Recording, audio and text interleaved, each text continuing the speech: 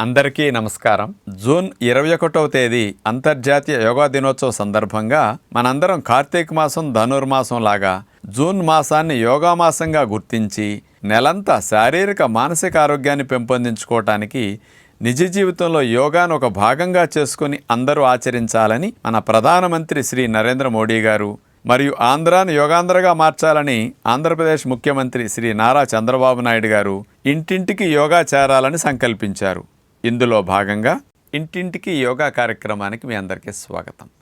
ఈరోజు పొత్తి కడుపును లోవర్ అబ్డామిన్ని బాగా తగ్గించే ఉత్తాన పాదాసన విశేషత తెలుసుకుందాం. ఆడవారికి పొత్తి కడుపు ఎక్కువ ఉంటుంది, మగవారు కాస్త ఎక్కువ తింటారు కాబట్టి పై పొట్ట ఎక్కువ ఉంటుంది.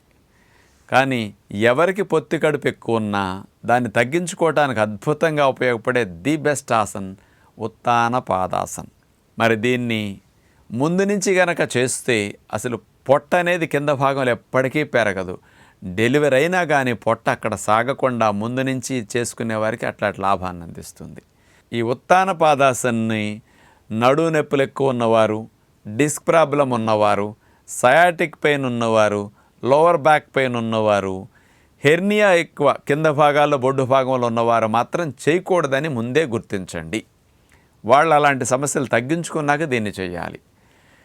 ఈ ఉత్తాన పాదాసన అంటే కాళ్ళని నేల నుంచి ఒక అడుగెత్తు లేపి ఆపే సులభమైన పొడుకుని చేసే ఆసనం ఇది.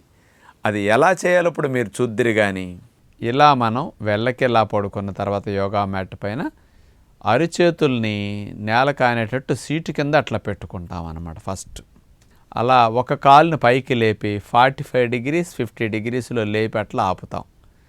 ఒక కాలు నేలకానే ఉంటుంది. ప్రారంభంలో ఎట్లా ప్రాక్టీస్ చేయొచ్చు అన్నట్టు. ఒక కాలు లేపి అట్లా ఉండగలిగినంతసేపు ఉంటాం. ఇప్పుడు ఈ లేపిన కాలు బరువంతా కూడా పొత్తి కడుపు కండరాలు అక్కడ పట్టుంచుకుంటాయి కాబట్టి ఆ బరువంతటిని ఈ కండరాలు మోస్తుంటాయి. అందుకని ఆ స్ట్రెయిన్ అంతా ఇక్కడ పడుతుంది కాబట్టి పొత్తి కడుపు భాగాల్లో కొవ్వు కరగటానికి, ఆ భాగం మజిల్స్ అన్ని స్టిఫ్ అవటానికి, లూజ్ అంతా టైట్ అవటానికి ఉపయోగం ఉంటుందన్నమాట.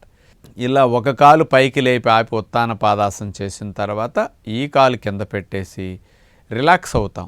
ఒక 10-20 సెకండ్లు శవాసనలో అట్లా రిలాక్స్ అయిపోయి మరలా రెండో కాలుని పైకి లేపి అట్లా ఆపి ఉంచుతాం. మోకాలు అస్సలు బెండ్ చేయకూడదండి, ఇది గుర్తుపెట్టుకోండి. ఏకపాద ఉత్తాన పాదాసన అన్నమాట ఇది.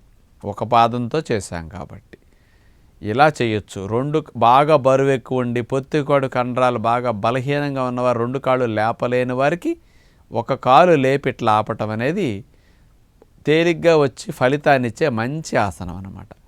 మీరు ఇంకా స్టామినా పెరిగాక నేను రెండు కాళ్ళు కలిపి లేపుతానంటే అసలైన ఉత్తాన పాదాసనం ఇప్పుడు మనం చూపించబోతున్నాం అన్నమాట. వెళ్ళకిలా పడుకున్న తర్వాత రెండు కాళ్ళని కలిపేసి మోకాళ్ళు బెండ్ చేయకుండా పాదాలు అట్లా చాపేసి రెండు కాళ్ళని కలిపి నేల నుంచి ఒక అడుగున్నర ఎత్తు లేపి ఆ హైట్లో అట్లాగే కదపకుండా ఉంచి ఆపుతామన్నమాట. అలాగే కదపకుండా ఉత్తాన పాదాసనంలో ఉండగలనంతసేపు ఉంటాం. ఉండలేనప్పుడు తీసేసి విశ్రాంతి స్థితిలో హాయిగా శవాసనంలో రిలాక్స్ అవుతాం. దీన్ని చూసేసరికి అబ్బాయి ఎంత సులభమా అనిపిస్తుంది, లేపినప్పుడు తెలుస్తుంది ఎంత కష్టమో. హాఫ్ మినిట్ 10 సెకండ్లు 20 సెకండ్లు కూడా ఆపలేరు చాలామంది. అందుకని మీ అబ్డామినల్ మజిల్స్ వీక్గా ఉన్న వారికి హోల్డింగ్ కెపాసిటీ ఆసనంలో తక్కువ ఉంటుందన్నమాట. అందుకని మేమైతే 4-5 నిమిషాల సేపు అదే విధంగా ఆపగలిగే అంత స్టామినా ఉందంటే అబ్డామినల్ మజిల్స్ అంత స్ట్రాంగ్ అవుతాయి అన్నమాట. కాబట్టి కంప్యూటర్ దగ్గర కూర్చొని ఉద్యోగ వ్యాపారాలు చేసేవారికి తొడ మజిల్స్ అబ్డామినల్ మజిల్స్ స్ట్రాంగ్ చేయడానికి ఇది బాగా పనికొస్తుంది. రెండు కాళ్ళు లేపి ఆపలేని బాగా ఓవర్ వెయిట్ ఉన్నవారు, పొట్ట కండరాలు వీక్గా ఉన్నవారు ముందు ఒక కాలు లేపి ఆపండి, తర్వాత దాన్ని దింపి రెండో కాలు చేయండి. ఇట్లా కూడా మీరు చేసుకుని ఉత్తాన పాదాసన ప్రాక్టీస్ చేయొచ్చు. పిల్లలకు చిన్నప్పటి నుంచి నేర్పితే డెలివరీలు బాగా ఫ్రీగా అవుతాయి. అసలు పొట్ట మజిల్ స్ట్రాంగ్ అవుతాయి. ఎప్పుడు పొట్ట ముందుకు వెళ్ళకుండా లూజ్ అవ్వకుండా మంచిగా సపోర్ట్ చేసి ఉత్తాన పాదాసన్ని అలవాటు చేసుకుందాం. నమస్కారం.